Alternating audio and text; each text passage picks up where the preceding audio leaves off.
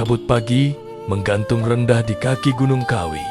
Udara masih lembab, embun menggantung di ujung daun, dan di kejauhan terdengar kokok ayam kampung yang memecah kesunyian. Di antara kabut itulah kisah sebuah kerajaan besar, bermula kerajaan yang lahir dari cinta terlarang, amarah, dan keinginan untuk mengubah nasib. Kerajaan itu bernama Singosari. Di sebuah desa kecil bernama Tumapel, hiduplah seorang pemuda bernama Ken Arok, seorang pengembara dengan masa lalu yang kelam. Banyak yang menyebutnya pencuri, banyak pula yang memanggilnya pemberontak. Tapi siapapun yang menatap mata Ken Arok akan tahu bahwa ada api besar di sana. Api yang tidak bisa padam hanya dengan kenyataan bahwa ia lahir sebagai rakyat biasa. Pada suatu hari, takdir mempertemukan Ken Arok dengan Ken Dedes, perempuan jelita, istri Tunggul Ametung, penguasa Tumapel. Dedes adalah seperti cahaya pagi, lembut tetapi menyilaukan. Konon, gurunya, Empu Purwa, pernah berkata bahwa barang siapa menikahi Ken Dedes akan melahirkan garis keturunan roja-roja besar di tanah Jawa. Ucapan itu menancap begitu dalam di hati Ken Arok. Sejak saat itu, ia tahu, ia tak hanya jatuh cinta, ia telah menemukan takdirnya. Namun takdir itu terhalang oleh Tunggul Ametung, penguasa angkuh yang menindas rakyatnya. Ken Arok tidak hanya ingin merebut Ken Dedes, ia ingin mengubah dunia untuk merebut kekuasaan. Ken Arok sadar ia membutuhkan senjata yang tidak biasa. Ia pun pergi kepada Empu Gandring, seorang ahli pembuat keris yang terkenal karena kemampuannya yang luar biasa sekaligus sifatnya yang misterius.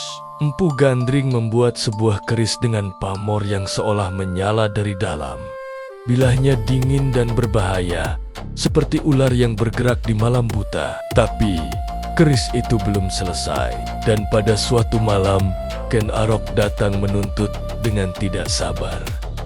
"Aku butuh keris itu sekarang," katanya. "Keris ini belum sempurna. Menunggu sehari lagi pun akan membuatnya jauh lebih kuat," jawab Empu Gandring, berusaha menenangkan. Namun api ambisi telah membutakan segalanya. Dalam amarah dan nafsu kekuasaan yang membara, Ken Arok merenggut keris yang masih panas itu dari tangan Empu Gandring, lalu tanpa ragu menancapkannya ke tubuh sang empu. Sebelum napasnya yang terakhir hilang, Empu Gandring melontarkan kutukan yang akan menghantui sejarah. "Keris ini akan menelan 7 nyawa, dan kau, Arok, akan menjadi salah satu di antaranya." Perkataan itu menggema dalam hati Ken Arok. Namun baginya, langkah sudah terlalu jauh untuk dihentikan.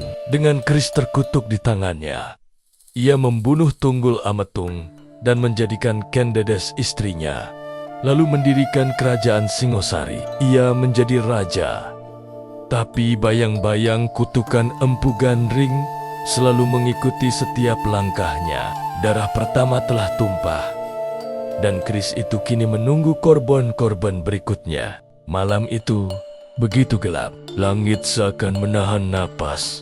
Tak ada bulan, tak ada bintang. Di tengah keheningan mencekam, sesosok bayangan bergerak tanpa suara. Dialah Ken Arok, membawa takdir berkarat di tangannya, keris Empu Gandring yang haus darah.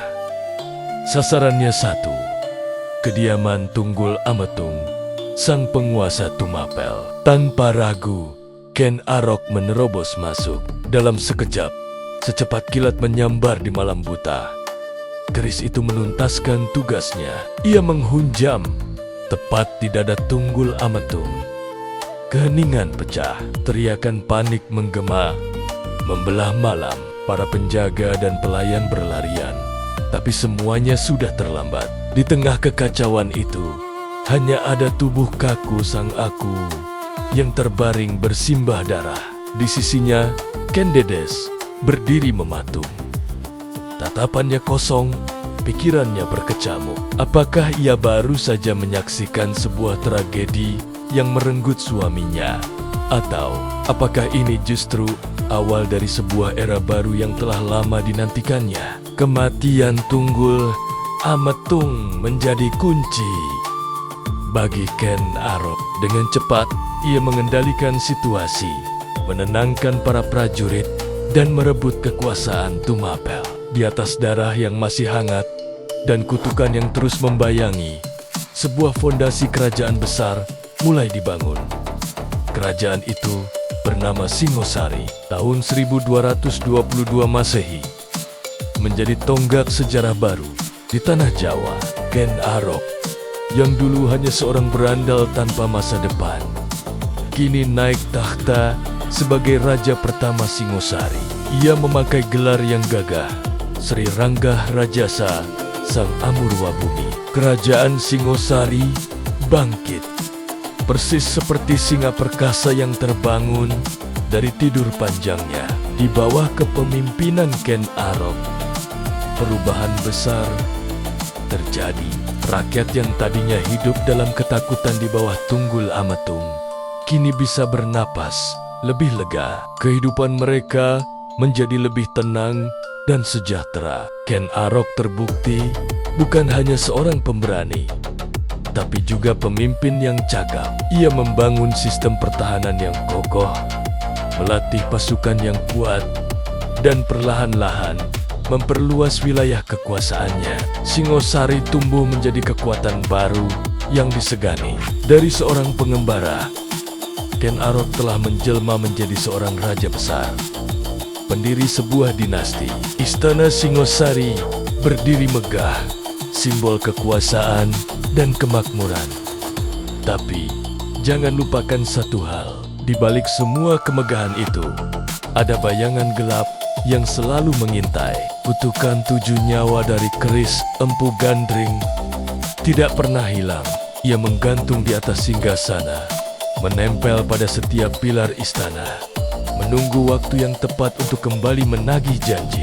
Dan seperti takdir yang tak bisa dihindari, bayangan itu hanya perlu menunggu. Karena pertumpahan darah pertama barulah sebuah permulaan. Kisah Ken Arok adalah cerminan dari ambisi, cinta, dan pengkhianatan yang terjalin begitu rumit. Sebuah perjalanan luar biasa dari bukan siapa-siapa menjadi penguasa tanah Jawa. Namun, setiap kekuasaan yang direbut dengan cara kelam selalu menuntut bayaran. Dan bagi Ken Arok serta keturunannya, bayaran itu adalah kutukan yang akan menghantui mereka hingga 7 turunan. Apa yang akan terjadi selanjutnya? Siapakah korban kedua dari keris sakti Empu Gandring? Bayangan kutukan itu kini mulai bergerak mendekati singgasana Singosari. Di antara para pangeran yang lahir, ada satu nama yang ditakdirkan untuk mengubah segalanya. Anusapati. Dia adalah putra Ken Dedes dari suami pertamanya, Tunggul Ametung. Selama bertahan-tahan, Anusapati hidup dalam bayang-bayang Ken Arok, pria yang ia panggil ayah. Tapi rahasia kelam tidak bisa terkubur selamanya. Ketika Anusapati akhirnya mengetahui kebenaran yang mengerikan, bahwa ayah kandungnya dibunuh dalam sebuah kudeta berdarah oleh ayah tirinya sendiri, amarah mulai tumbuh seperti racun di dalam dadanya. Dendam menjadi tujuannya. Pada suatu malam yang gelap, Anusapati berhasil mencuri keris Empu Gandring yang legendaris. Senjata yang sama yang memulai semua pertumpahan darah ini. Dan seperti mengulang sejarah kelam, ia menyelinap ke kamar Ken Arok yang sedang tertidur. Dengan tangan gemetar karena amarah, ia menusukkan keris itu tepat ke jantung ayah tirinya. Ken Arok, pendiri Singosari, tewas oleh senjata yang sama yang ia gunakan untuk merebut kekuasaan. Tapi ini bukanlah akhir dari kutukan keris Empu Gandring. Terornya terus berlanjut, seolah haus akan darah para keturunan Ken Arok. Nyawa demi nyawa melayang. Toh Jaya putra Ken Arok dari Ken Umang, merebut tahta dari Anusapati dan membunuhnya dengan keris yang sama. Tapi tahtanya tidak bertahan lama. Pemberontakan yang dipimpin Ranggauni, putra Anusapati, akhirnya menewaskan Tohjaya. Pertumpahan darah seakan menjadi takdir yang tidak bisa dilawan, sebuah lingkaran setan yang tak berujung. Kutukan Empu Gandring telah merenggut 7 nyawa, persis seperti yang pernah diucapkannya. Setelah masa-masa kelam, perebutan singgasana yang penuh darah, Kerajaan Singosari akhirnya menemukan secercah harapan. Kerajaan ini bangkit kembali di bawah kepemimpinan 2 raja penting yang membawa perubahan besar. Yang pertama adalah Wisnuwardana, putra dari Anusapati. Pemerintahannya menandai awal dari era baru yang lebih damai. Ia berhasil meredakan ketegangan dan menenangkan bara api perang saudara yang telah lama membakar istana. Wisnuwardana menyatukan kembali faksi-faksi yang bertikai, membawa stabilitas yang sudah lama dirindukan rakyat Singosari. Dialah fondasi dari kebangkitan kerajaan ini. Setelah Wisnuwardana, muncullah putranya, Kertanegara. Ia adalah raja paling berani, paling visioner, dan bisa dibilang paling kontroversial dalam sejarah Singosari. Jika raja-raja sebelumnya sibuk dengan perebutan takhta internal, Kertanegara memiliki pandangan yang jauh lebih luas. Ambisinya tidak hanya terbatas di Jawa Timur. Ia memimpikan sebuah Nusantara yang bersatu di bawah Panji Singosari, sebuah gagasan yang jauh melampaui zamannya. Visinya membentang dari Sumatera hingga Bali, dari Kalimantan hingga Madura. Kertanegara sadar untuk mewujudkan mimpi besarnya, ia harus menghadapi ancaman terbesar saat itu. Kekaisaran Mongol di bawah Kubilai Han yang sedang gencar melakukan ekspansi. Untuk membendung pengaruh Mongol, Kertanegara melancarkan sebuah strategi brilian yang dikenal sebagai Ekspedisi Pamalayu. Ia mengirimkan armada besar ke kerajaan Melayu di Sumatera untuk menjalin aliansi politik dan militer. Tujuannya adalah membangun benteng pertahanan di ujung barat Nusantara sebelum pasukan Mongol tiba. Kertanegara bukan hanya seorang pemimpi, tapi juga seorang ahli strategi. Ia memperkuat angkatan laut, menjalin hubungan diplomatik dengan karejan-karejan tetangga, dan memperluas pengaruh Singosari ke Bali, Kalimantan, dan wilayah lainnya. Namun, di balik visinya yang gemilang, Kertanegara memiliki sisi gelap. Ia memerintah dengan tangan besi. Siapapun yang dianggap menentang kebijakannya atau berani memberontak akan dihukum tanpa ampun. Ketegasannya ini memang berhasil menjaga stabilitas, tetapi di saat yang sama juga menciptakan banyak musuh yang dayam-dayam menanti saat yang tepat untuk membalas dendam. Kertanegara terlalu fokus pada ancaman dari luar, hingga ia tidak menyadari bahwa bahaya terbesar justru sedang tumbuh subur di dalam istananya sendiri.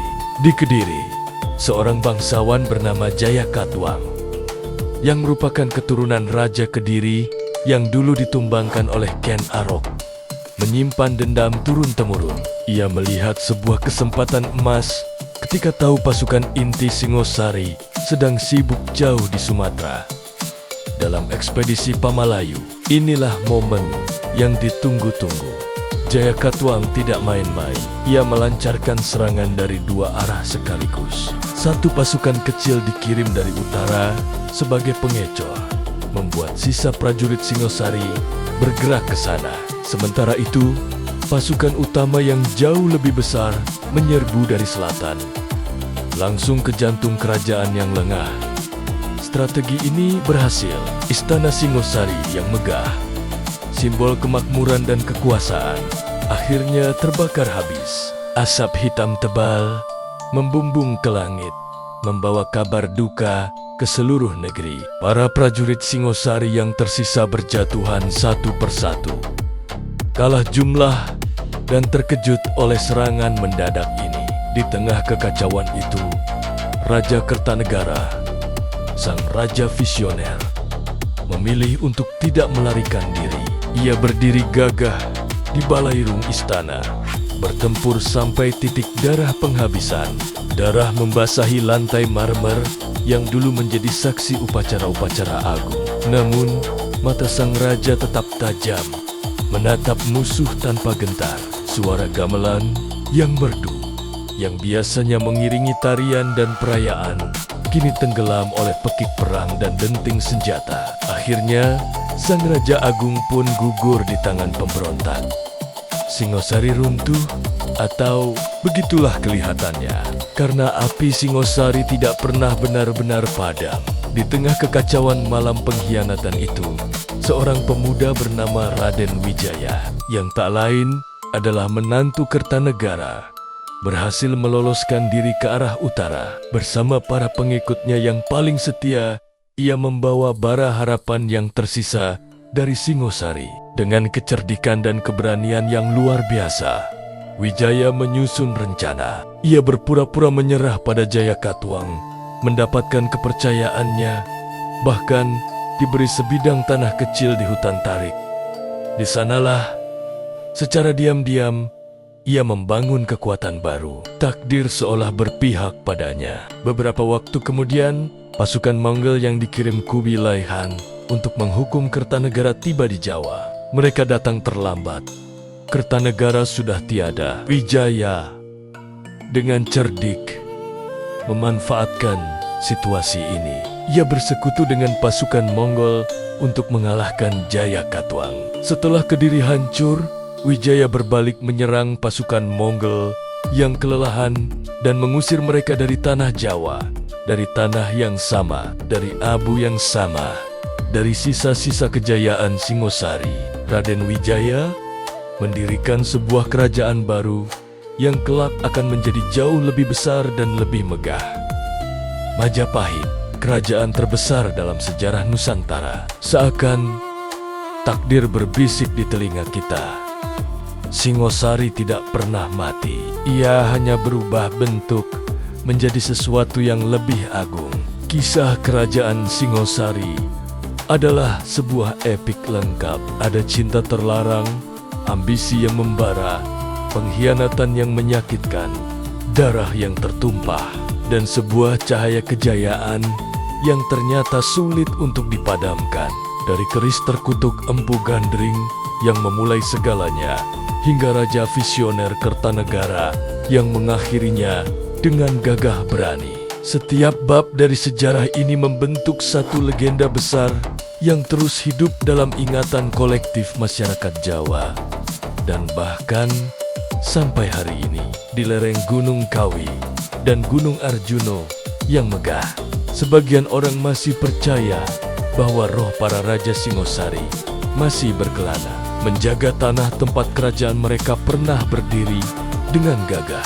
Terima kasih sudah menonton kisah luar biasa dari Singosari.